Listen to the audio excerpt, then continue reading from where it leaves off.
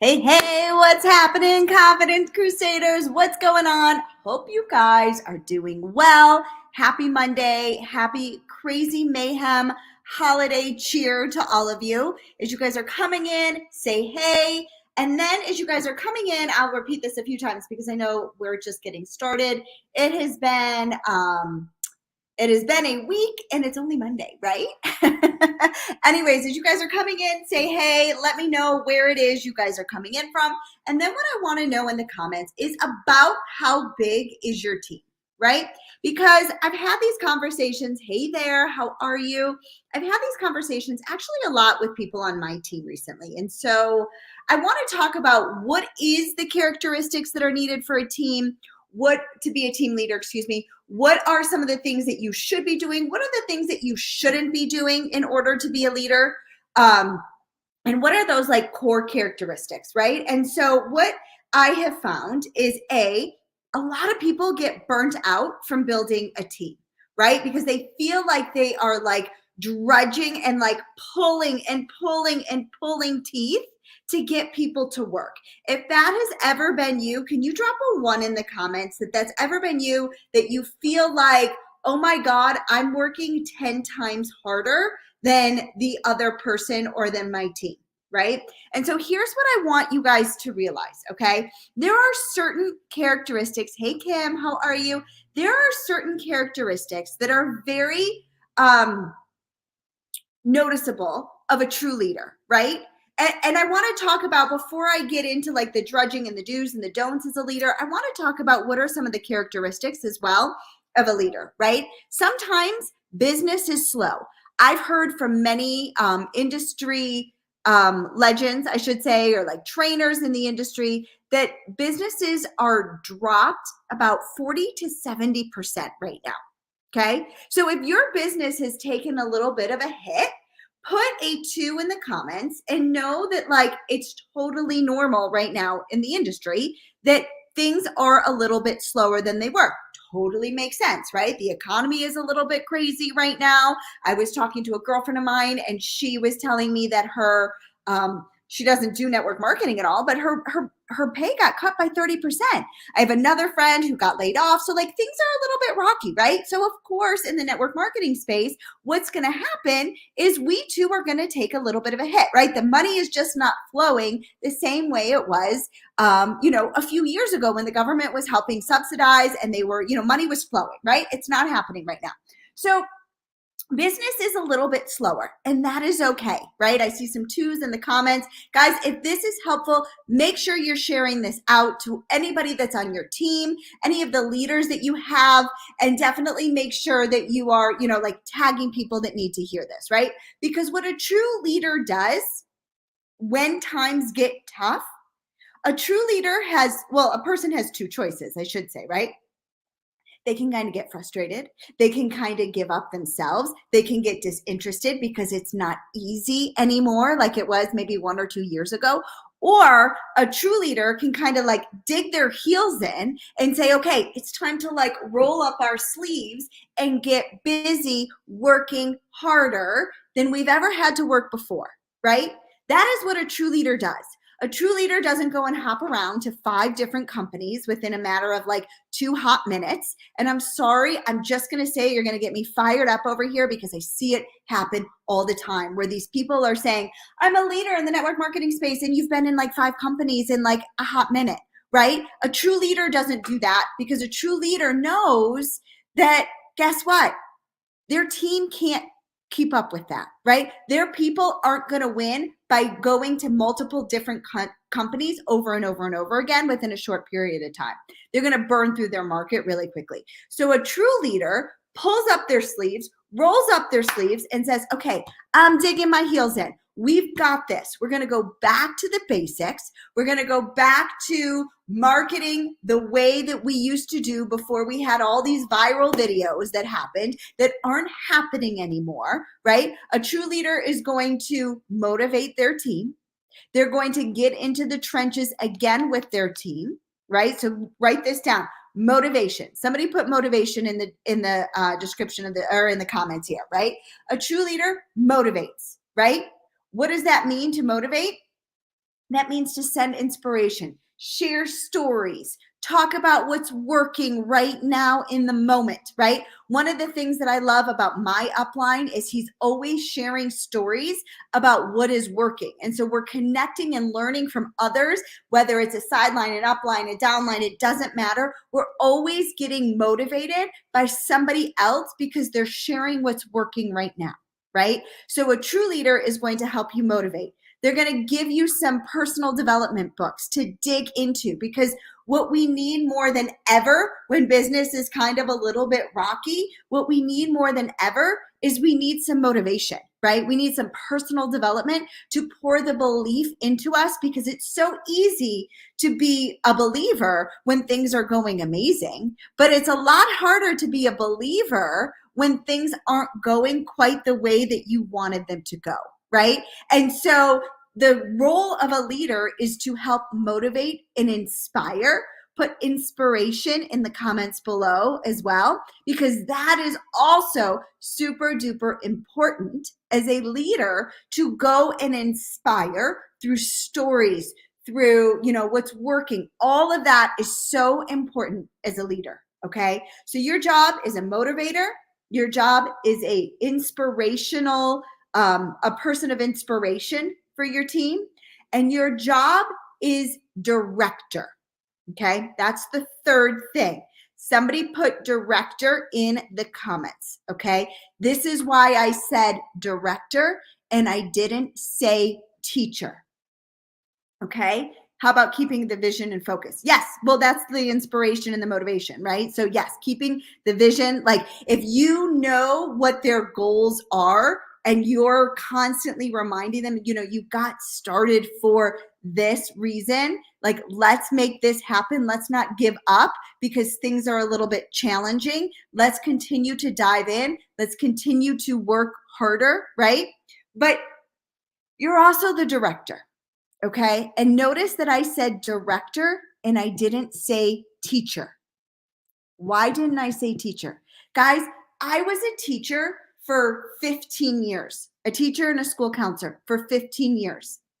I do not consider myself to be a teacher as a leader.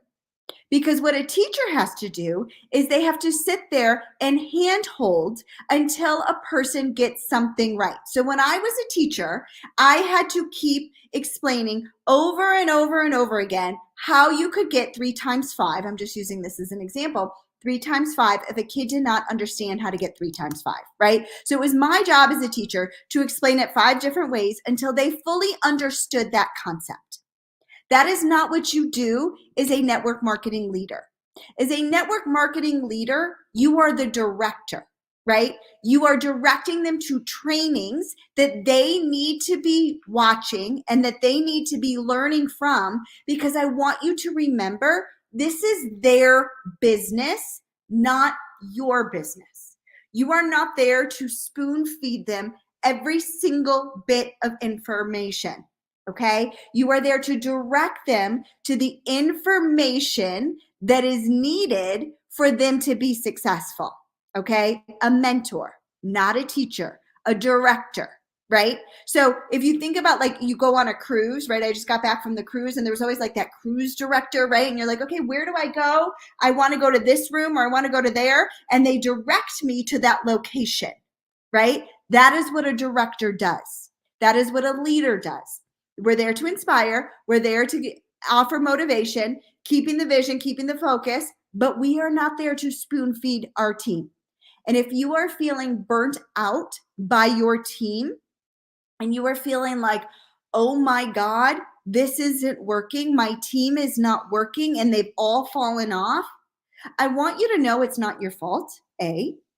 B, I want you to know that you are probably doing way more teaching and feeling burnt out because all of the energy and all of the resources that you've poured into that person, and it's going unnoticed, or they're not being coachable, or they're not being receptive to all of the teachings that you've done. And so you're feeling burnt out. And that is not the way to be a leader. Okay. The way to be a leader is to work in tandem next to somebody not to work harder, right? If you think about it and you're at the gym, right? And you've got a training partner, your job is not to carry more weight than that person, right? I don't know. I just came in my head. It doesn't necessarily make sense, but the analogy. But are you guys like, drop a 3 in the comments if this is making sense to you? Because I've had it happen so many times recently where women on my team are like, I'm burnt out. I feel like all I do is like spoon feed them information and they're not doing what I've told them to do. And I said, why are you telling them to do anything? You are supposed to be directing them to the tool. It's up to them to learn the tool because you're not their teacher. And if they don't learn the tool, then it is on them and it's not on you. Okay. And I saw this analogy by one of my mentors, Fraser Brooks. If you guys know Fraser, drop Fraser in the comments. If you don't know Fraser, I strongly recommend you follow him. He is amazing. He's a legend in this online space. Fraser did a training about what it means when you bring somebody in and how you find your leaders, right? How you find your leaders, how you know if it's somebody that you should be running with, is you find them by giving them that task, right? By not doing it with them, not being a teacher, not breaking it down and making sure that they understand everything. You give them that task. And if they come back to you and they say that task is done, awesome, go and watch this task, or go and watch this training, or go and follow and read this book, right? That's how you know when you found your leaders, right? When they are doing the do that you're telling them to do, but they're doing it on their own, right? Because a true leader is not going to be able to bring a horse to water and make them drink. They're going to give them the resources to go and drink on their own. And so if you think about it, when I first got started in this network marketing space, guys, my upline was amazing. She was awesome, but she didn't hold my hand. I saw it upon myself, and I want you to reflect on who you were and how you got started. And you're here on this training right now because you want to learn, right? There is like an ungodly amount of training that's out there for us. We just have to learn it. Nobody handheld me. She answered some of the questions I had about like the back office or, whatever it was. But at the end of the day, it was up to me to go and learn the trainings. And I remember I had a 1-year-old at the time when I started in network marketing. She's now 11. So maybe she was almost 2. I think it's been 9 years since I've been in the industry, right? Okay. She was like 2 years old and I had a 2 and a 4-year-old and I was working. Guys, I was really busy, right? So we would put our kids to bed. And my husband and I would, like, you guys know this, like you sit on the couch, you're like, oh my God, I'm so tired. I just want to sit and watch TV, right? How many of you guys realize that? Well, when I went to one of the trainings, they were like, true entrepreneurs, they don't sit there and watch TV. That's mindless. So what did I do during that time? Guys, I went to work. I started learning. I started to become fascinated with online marketing and video marketing and what I needed to do to be better to show up online. It was me that did it. It was not my upline. She did not educate me. She directed me on what I need to be doing. She followed up with me to see how things were going. She asked me if there were any questions that I could, that she could answer for me. But at the end of the day, all of this fell on me because I'm an entrepreneur. This is my business and my success rises and dies with me and my ability to be successful in this network marketing space. So is it amazing to have an incredible upline? Yeah, of course it is. Is it necessary to be successful? Absolutely not.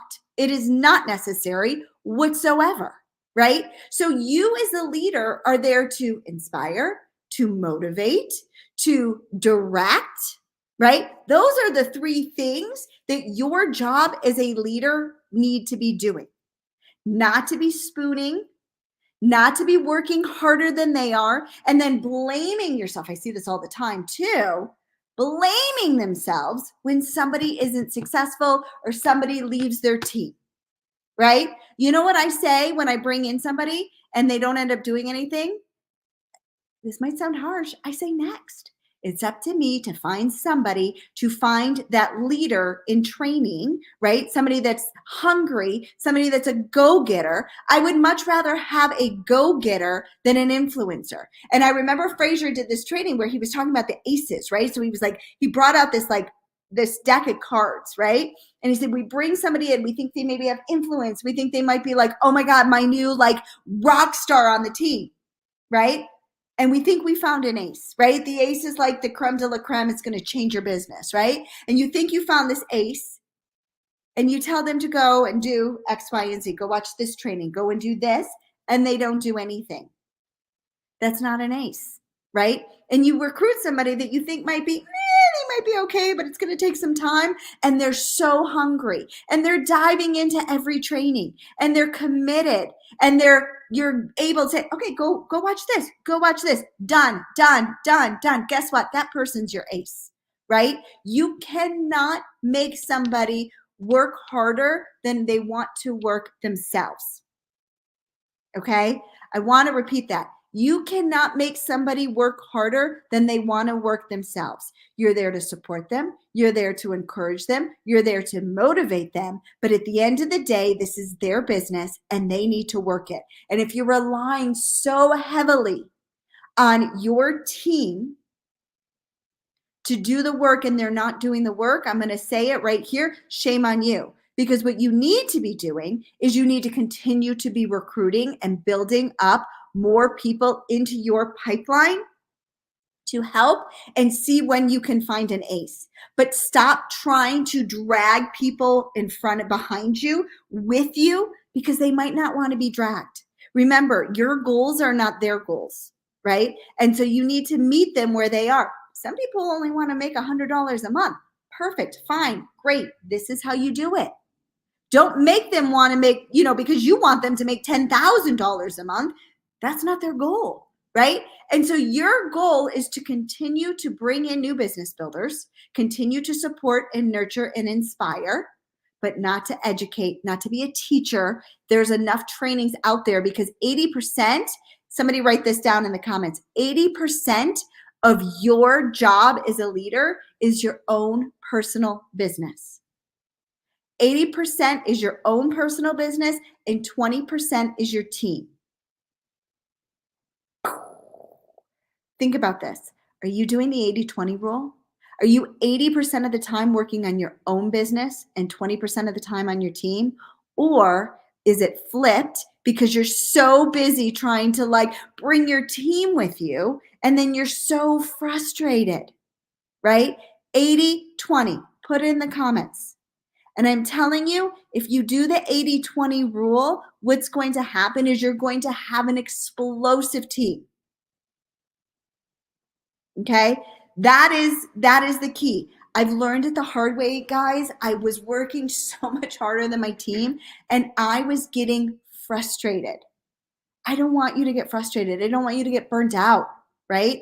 I want you to get fascinated with your own learning, your own recruiting, your own customers. 80% of that time, that's what you should be doing. 20% of the time, you're pouring into your team. You're the director, okay? 20% of the time, you are the director, you are the leader. Personal production, yes, absolutely. 80% of that time, do not flip it. What will happen is your business will continue to go backwards. I promise you, I've learned it the hard way. When I first got started in this industry, I was holding hands. I was getting on meetings with my team and getting everybody started over and over and over again. Okay? I was burnt out, I was frustrated, and my team started to go backwards. Because personally, I wasn't recruiting. If 80% of the time we are helping our team, that means that we're not personally growing our team, and our team watches what we do. If you bring in a lot of people, you know what they do? They bring in a lot of people. If you're not bringing in anybody, guess what's going to happen? They're not bringing in anybody. So 80% of that time as a leader, that's what you need to be doing, is focusing on your team. All right. Hashtag value, guys. If this was helpful, I feel like I was like a woman on a rampage today. I hope that gave you some value. I want you to remember your success is not indicative of whether somebody else decides to work the business or not. Okay? Your success as a leader is to be there to inspire, to encourage, and to direct them to the trainings that are needed, the systems that are in place by your company so that they can be successful. And if you're saying, well, Julie, I really don't have systems, then you know what you do? You personally put those systems in place so that your entire team can access them, right? Because that's what a leader does. We don't need to teach the same thing 40,000 times to our entire team. No, we put the trainings and the systems in place one time. That's it. And then bam, that's all. That's all you have to do, right? So you might have to put some of those trainings in place if your team doesn't have it. That's okay. You spend a little bit of time, but make sure that it's done and that it's plugged in for you so that you can then go share it with your team, who then can go and share it with their team. And now it's duplicatable. Okay. Guys, hashtag value. I hope that this was helpful. Somebody says I'm at break at work. I will watch this later. Awesome. I hope it's helpful, guys. Please remember, do not work harder than your team. Okay. If they are not working, it's your job to continue to find new people that want to work, that are hungry, that are motivated, that are inspired, that are go-getters, that are going to go and go through the training and learn themselves because they see the vision, they see the opportunity of what this can be. All right. So sometimes it's harsh. Sometimes we have to say next, they're not ready, and that's okay. Okay. So guys, I hope that this was helpful. Make sure you share this with whoever needs to hear this. Tag people, add them to the group. The more the merrier. I'm excited, guys. Have a great day, and I will see you next week. Bye, guys.